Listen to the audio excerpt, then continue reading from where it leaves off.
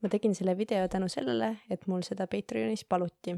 Kui soovid ka mingit videot tellida, siis mine hakka Patreonis liikmeks. Lisaks leiad sealt kõik minu videod enne, kui nad kunagi üldse YouTube'i jõuavad. Selles videos räägime soojushulgast, erisoojusest ja siis valemist Q võrdub CM delta T. Ehk siis soojushulk ja selle muutumine. Ehk siis soojushulk, see on mingisugune keha siseenergia hulk, mis kandub ühelt kehalt teisele. Et näiteks kui sa teed kassile pai ja kass on soe, siis sa said mingi kogus energiat kassilt soojusena. Kui sa võtad õues lumepalli kätte ja lumepall sinu käes on külm ja natukene sulab, siis mingi osa sinu soojusest läks siis üle lumepallile. Ja mõlemal juhul see hulk soojust, mis läks, me nimetame seda soojushulgaks. Ehk siis, ja seda meie jaoks on selline sümbol nagu Q ja siis tema mõõtühik on joule. Joule ehk siis ma kirjutan niimoodi ja siis niimoodi. Ehk siis joule. Võt, siis meil on ka erisoojus ja erisoojus on siis see soojushulk, mis on vajalik ühikulise massiga aine koguse temperatuuri tõstmiseks 1 kraadi võrra. Mis see põhimõtteliselt tähendab on see, et ütleme, et sul on vesi ja ütleme, et sul on teises kruusis õli ja mõlemaid on sama suur kogus. Ja sa tahad mõlemad soojendada. Ütleme, et nad mõlemad praegu on 80 kraadi. Siis sul läheb erinev kogus energiat vaja selleks, et tõsta ühe või teise soojust. Ehk siis kui ma tahan, et vesi läheks soojaks, siis ma pean sinna soojemaks 1 kraadi võrra, siis ma pean sinna panema erineva koguse soojust kui näiteks õlile. Sama kõigi ainete puhul. Ainetel on erinevad erisoojused. Sellepärast erinevad ained soojenevadki erinevate energia sissepanekutega erinevalt. Nüüd erisoojus tähistatakse väikse C-ga ja me kirjutame tema mõõteühikuks tavaliselt koolis joule'i kilogrammi Celsiuse kohta, aga kui meil on SI-süsteem, ehk siis see rahvusvaheline teadlaste süsteem, siis seal kirjutatakse tavaliselt joule'i kilogrammi Kelvini kohta. Ehk siis Kelvin on see mõõteühik, mida kasutatakse temperatuuri puhul just teaduses pigem. Ehk siis mõlemad need on õiged, oleneb õpetajast, kumba õpitakse tavaliselt koolides. Meil on ka olemas selline valem. Ma nüüd kirjutan õigete värvidega. Ehk siis meil on soojushulk võrdub siis erisoojus korrutada selle keha mass, mille soojushulgast me räägime, korrutada siis temperatuuri muutus, ehk siis ma kirjutan delta T. Ja ma kirjutan siia väikese selle kraadimärgi, sellepärast, et ma tahan tähistada, et siin on praegu tegemist temperatuuriga. Ehk siis see ei ole nagu teaduslikult õige kirjaviis, aga ma teen seda sellepärast, et CT ja CT näevad täpselt samasugused välja, aga üks tähendab aega, üks tähendab temperatuuri. Selleks, et me ühtselt aru saaks, et meil sassi ei läheks asju, siis ma lihtsalt panen siia selle kraadimärgi. Kui sinu õpetaja seda ei taha, siis ära tee seda. Nüüd, räägime, mida see valem üldsegi tähendab. Kõigepealt räägime sellest, mis see delta T on. Võtame delta T. Deltat, ehk siis seda tähta siin, kasutatakse füüsikas selleks, et tähistada, et tegemist on mingi asja muutumisega, ehk siis meil võib olla aja muutus, meil võib olla temperatuuri muutus, meil võib olla kiiruse muutus, mis iganes. Ehk siis teine viis seda kirjutada, ehk siis delta T on sama, et mul oli mingisugune temperatuur ja siis mul oli mingisugune teine temperatuur ja siis nende erinevus. Ehk siis see on täpselt sama asi. Me kirjutame delta lihtsalt sellepärast, et see on natuke kiirem. Ja ma kohe näitan ühe näitega, kus see muutub kõik kohe loogilisemaks. Ehk siis siin on meil selline ülesanne, et küsitakse, et kui suur soojushulk tuleb anda 2 liitrile 20 kraadisele veele, et tõsta selle temperatuuri 80 kraadini. Ehk siis meil on mingisugune hulk vett, küsitakse, kui palju palju energiat peab sinna sisse panema selleks, et see läheks 80 kraadini. Ehk siis nüüd ma annan ühe andme ette, mida siin ei ole ülesandes antud, aga mida meil on vaja, et seda ülesannet lahendada. Harilikult, kui sa lahendad ülesannet, siis see on antukas kuskil õpiku lõpus või siis kontrolltööl võib olla välja prinditud.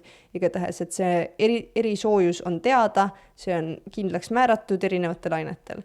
Näiteks veel, see on 4200 joule'i kilogrammi Celsiuse kohta. Ja nüüd me saame seda ülesannet hakata lahendama ja selle ülesande lahendamiseks me kasutame seda valemit, mis ma ülesse poole kirjutasin. Ehk siis kõigepealt proovime panna siia vasakule poole kirja erinevad andmed, mida me teame. Ehk siis mida meil tahetakse, on see soojushulk, on ju, küsimus on soojushulgas. Ehk siis me teame, et soojushulk on teadmata. Mida me veel teame, et meil on 2 liitrit vett. Nii, ma teen, et meil mass on M. Nüüd veel on selline tore omadus, see on nüüd ruumala ühik ehk siis 2 liitrit, ehk 2 liitrit vett on võrdne 2 kilo veega. Ehk siis see tähendab, et meil on olemas ka veemass juba siin ülesandes antud. Nii, 2 liitrit olemas. Nüüd, ja siis me teame mingeid temperatuure. Me teame, et oli 20 kraadi ja siis on 80 kraadi. Ja nüüd see on see koht, kus me saame kasutada seda delta T-d, ehk siis meil on olemas esimene temperatuur, kõigepealt oli 20 kraadi Celsiust. Ma arvan, et ta on 20 kraadi Celsiust, siin ei ole öeldud, milline, aga oletame, et ta on siis 20 kraadi Celsiust, mitte Kelvinit. Ja siis 80 kraadi Celsiust. Ja siis me saame siit delta T. Kuidas me saame delta T, on täpselt selle sama valemi järgi. Aga nüüd hakkame arvutama. Ehk siis meil tahame teada saada, mis see soojushulk on. Ehk siis meil on mingi soojushulk. Kuidas me selle saame? Kõigepealt, mis see erisoojus oli? Meil oli erisoojus oli siin antud, ehk siis see on 4200. Siis meil on mass on meil 2 kilo, ehk siis ma kirjutan siia 2. Ja siis meil on muutus temperatuuris. Muutus temperatuuris me arvutame siin niimoodi, ehk siis mul on esimene temperatuur ja teine temperatuur, ehk siis teisest temperatuurist lahutame esimese temperatuuri. Ja nüüd ainus asi, mis tuleb teha põhimõtteliselt, on arvutada. Ehk siis kui arvutada see ära, tuleb selline vastus. Ja vastus on džaulides. Kui me tahame, me võime selle ka kilodžaulideks teha. Kui me kasutame kilodžaules, see tähendab lihtsalt, et me peame vähem nulle kirjutama. Ehk siis selleks, et teha džaulidest kilodžaule, samamoodi nagu me tahame meetritest teha kilomeetrit, siis me jagame 1000-ga. Ehk siis see on täpselt sama, mis 504 kilodžauli. Täpselt sama. Ainult see kilo tähendab 1000 ja 1000 tähendab ta kõigis kontekstides, kas ta on grammid, kas ta on meetrid, kas ta on džaulid, igal pool 1000. Ehk siis see on see, kuidas seda ülesannet saaks lahendada. Nüüd teeme teise ülesandega, mis on mul kuskil siin peidus. Ja see on nüüd natuke keerulisem, ehk siis meil on termoses 500 grammi 20 kraadist vett, kallame juurde 100 grammi mingit soojemat vett ja siis tõusis veetemperatuur 30 kraadini termoses.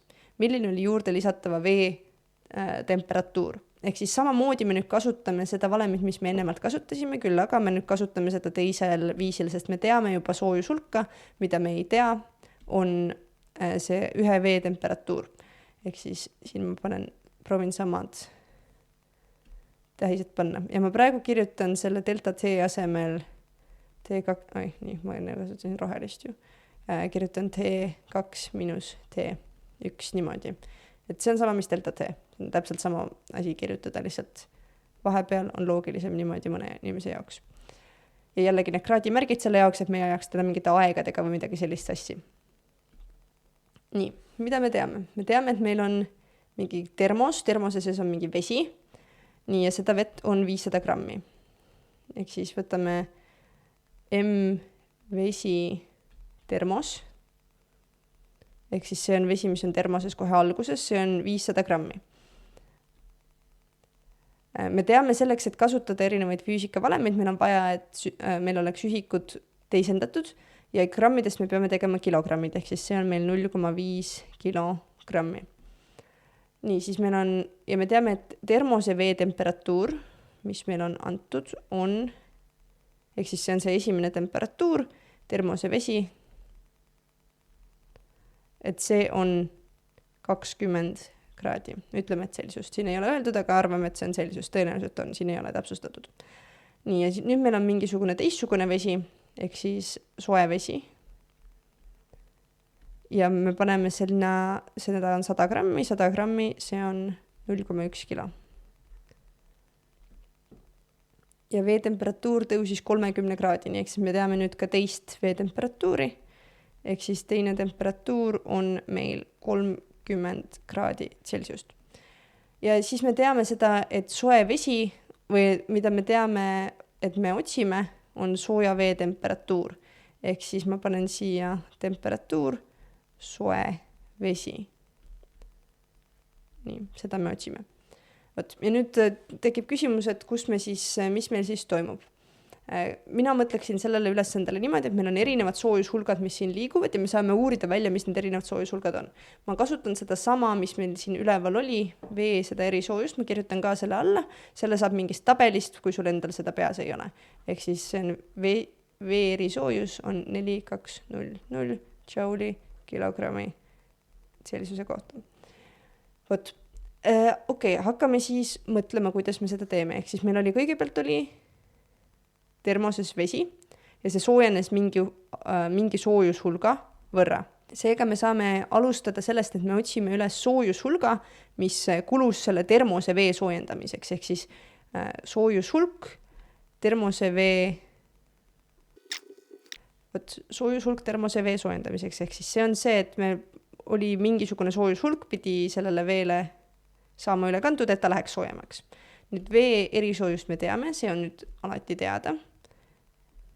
Nii, sest seda saab kuskilt tabelist vaadata. Nüüd on küsimus siis, kui palju seda vett meil oli, mida me soojendasime ja see vesi, mida me soojendasime, oli see 500 grammi vett. Ehk siis võtame praegu selle 0,5 kilo. Nii, ja siis mis oli selle vee temperatuuri muutus? Kõigepealt ta oli 20 kraadi ja ta tõusis 30 kraadini. Ehk siis ma teeksin niimoodi 30 kraadi ja -20 kraadi. Ja selle me saame ära arvutada ja selle tulemuseks mina sain 2100 džauli. Ehk siis see on see soojushulk, mis kulus termose vee soojendamiseks. Ehk siis 500 grammi vett, mis oli termoses, kui palju me peame sinna energiat sisse panema, et ta tõuseks 20 kraadilt 30 kraadile. Nii, ja siis selleks, et see vesi oleks saanud soojeneda, pidi see 100 grammi vett, mis me juurde valame, see soe vesi, see pidi siis andma ära mingi soojuse. See kogus džaule pidi tulema selle sooja vee seest, ehk siis meil oli 100 grammi sooja vett, see on see, mis sealt seest nüüd tuli. Aga me ei tea, mis selle vee algne temperatuur oli. Meil on teada vee lõpptemperatuur, sooja vee lõpptemperatuur, sest tema on nüüd, kui me lisame need 2 vett kokku, siis lõpuks on sooja vee lõpptemperatuur samuti 30 kraadi. Nüüd, olles leidnud selle soojushulga, mis kulub termose vee soojendamiseks, siis me teame, et see on sama soojushulk. Ainus koht, kus see soojushulk sai tulla, oli selle 100 grammi sooja vee seest, mis meil on antud. Ehk siis nüüd, mis me proovime teha, on see, et kasutame seda saadud soojushulka ja proovime leida siis seda temperatuuri, millel see vesi alguses pidi olema. Ehk siis taas kasutame seda algset valemit, mis meil oli. Aga nüüd me teeme ühe trikika asja. Ehk siis ma proovin natuke seletada ja siis vaatame, kas see tundub loogiline. Ehk siis meil soojushulk on olemas, ehk siis meil oli termose vesi, see on termose vesi, see alguses oli 20 kraadi, siis me valasime sinna sooja vett juurde, tuli soe vesi sinna juurde, see on mingisugusel tundmatul temperatuuril ja nüüd pärast on termose vesi, seda on natuke rohkem esiteks, sest me valasime sinna 100 grammi vett juurde, termose vesi ja see lisatud soe vesi on nüüd segunenud ja see on 30 kraadi. Ehk siis sellest veest pidi tulema nüüd see soojushulk, mis soojendas termose vett. Ehk siis kui ma hakkan valemit kirjutama, siis kuidas ma kirjutaks, ma võtan selle Q, see on meil siin teada. See on 21 000 džauli. Vee erisoojust me samuti teame. Vee erisoojus on tabeli väärtus, selle saab tabelist. Ja siis mida me teame samuti on selle vee mass, mis meil oli. See oli nüüd 100 grammi ehk siis 0,1 kilo. Ja nüüd tuleb see koht, mis on natuke trikikas. Ehk siis kui meil enne oli niimoodi, et meil oli vee lõpptemperatuur oli 30 kraadi ja vee siis see algtemperatuur oli 20 kraadi, siis praegu ma teen nüüd niimoodi, et ma võtan selle 30 kraadi, mis meil oli vee lõpptemperatuur, selle ma võtan hoopis vee algtemperatuuriks. Ja see on nüüd segadusse ajav, aga see on sellepärast, et ma tahan saada positiivset väärtust oma tulemuseks. Põhjus, miks me seda niimoodi teeme, on see, et kui meil tulevad džaulid, tulevad miinusmärgiga, siis see tähendab jahtumist ja siin põhimõtteliselt see vesi ju jahtub, sellepärast et ta annab soojust ära.